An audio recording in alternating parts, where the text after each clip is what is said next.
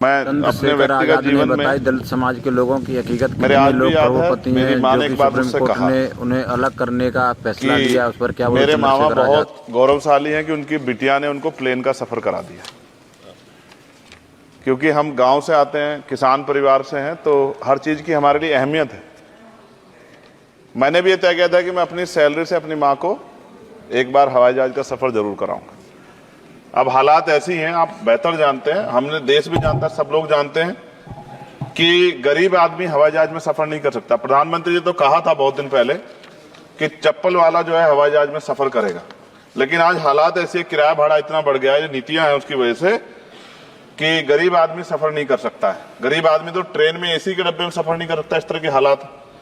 तो मेरी मंत्री जी से मांग है कि कोई व्यवस्था ऐसी की जाए कि जो करोड़ों महिलाएं देश की हैं, करोड़ों परिवार ऐसे जिन्होंने सपना ही देखा हवाई जहाज को जाते, उनको भी एक बार मौका मिले कि हवाई जहाज का सफर कर लें। तो अगर किराया सस्ता होगा तो शायद वो प्रयास कर सकते हैं, उनके बच्चे प्रयास कर सकते हैं। साथ साथ वायु यात्रा में सेफ्टी सिक्योरिटी का बहुत ज्यादा ध्यान रखने की जरूरत है। कई बार हादसे हुए हैं, कई चीजों पर हमें गौर करना है। साथ साथ ज्यादातर एयरपोर्ट जो है वो प्राइवेट हो गए, और प्राइवेट होने की वजह से कर्मचारियों का शोषण होता है। कर्मचारियों की, क्योंकि हमारे यहाँ बेरोजगारी बहुत है, तो कर्मचारियों को वहां काम करने में जो सैलरी मिलती है उसमें एक बार का टिकट भी नहीं आता कई जगह पे। तो मेरी आपसे ये आग्रह है कि जिन लोगों जो प्राइवेट हो गए वहां भी सैलरी कम से कम न्यूनतम वेतन इतना होना चाहिए 20,000 रुपए, कि वो अपने परिवार का भी और सफर भी वो कभी कर ले, ऐसा मौका भी उन्हें मिलना चाहिए। साथ साथ प्राइवेट होने की वजह से SC/ST OBC के बच्चों को जो नौकरी मिल जाती थी वो भी जीरो होगी। तो मेरी आपसे आग्रह है कि अगर प्राइवेट भी हो गया तो उनसे भी कहा जाए कि कमजोर वर्गों के लोग बच्चों को मौका दिया जाए। साथ साथ नगीना में जहां जिन्होंने मुझे चुन के भेजा, मैं उनका धन्यवाद करता हूं उस क्षेत्र का, वहां एयरपोर्ट नहीं, और लंबे समय से उनकी ये मांग, वहां पायलट ट्रेनिंग स्कूल भी नहीं है, एरोस्टेस ट्रेनिंग स्कूल भी वहां खोलना चाहिए, क्योंकि ग्रामीण क्षेत्रों की प्रतिभाओं को नकारना नहीं चाहिए।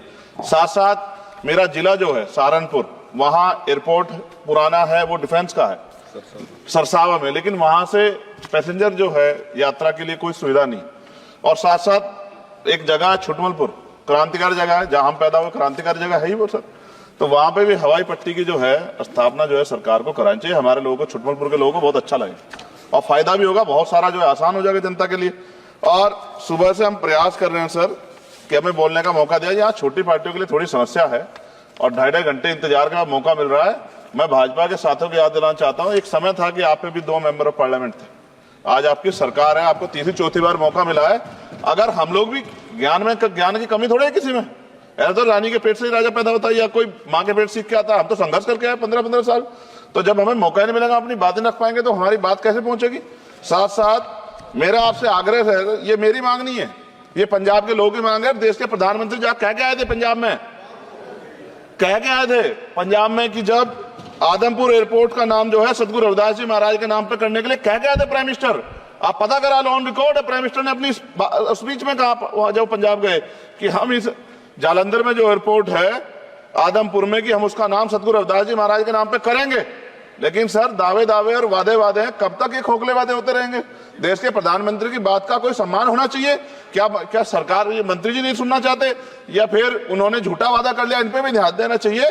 लेकिन साथ साथ मेरी मांग भी है, मैं पुनः इस बात को दोहराऊंगा सर, कि गरीब लोग, मैं गांव में जाता हूं, मीटिंगों में जाता हूं, पूछता हूं महिलाओं से, कभी हवाई जहाज सफर किया? मैं लाखों लोगों से मिल चुका, आज तक गरीबों ने हाथ नहीं उठाया सर कि उन्होंने हवाई जहाज का सफर किया, हेलीकॉप्टर का भी नहीं किया है। क्योंकि सर इस देश में आर्थिक गैर बराबरी बहुत बड़े पैमाने पे है।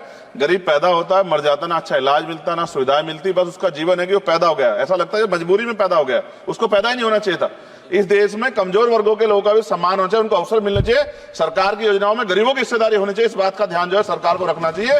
और अगर सरकार नहीं रखती है तो वो सरकार सर गरीबों की नहीं हो सकती है।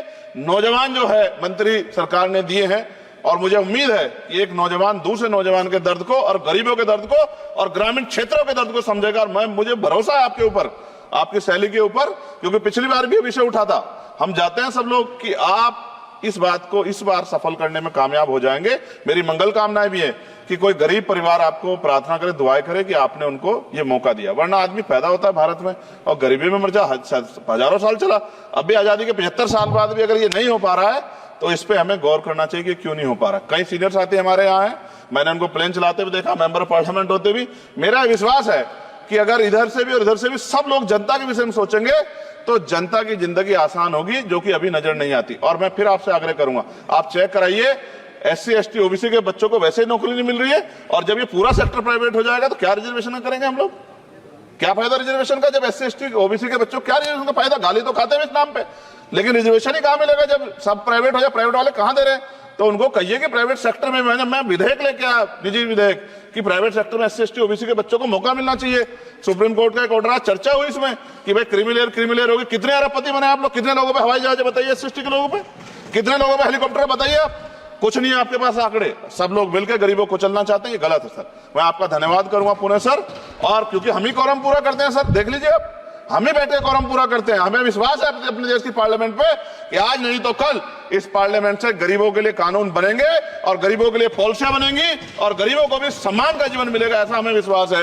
मैं आपका धन्यवाद करता हूं और मुझे उम्मीद है नौजवान हमारे मंत्री से कि वो गरीबों की बात को सुनेंगे और हम लोगों की पीड़ा को समझेंगे और हमारे क्षेत्रों में काम कराने का आऊंगा। धन्यवाद।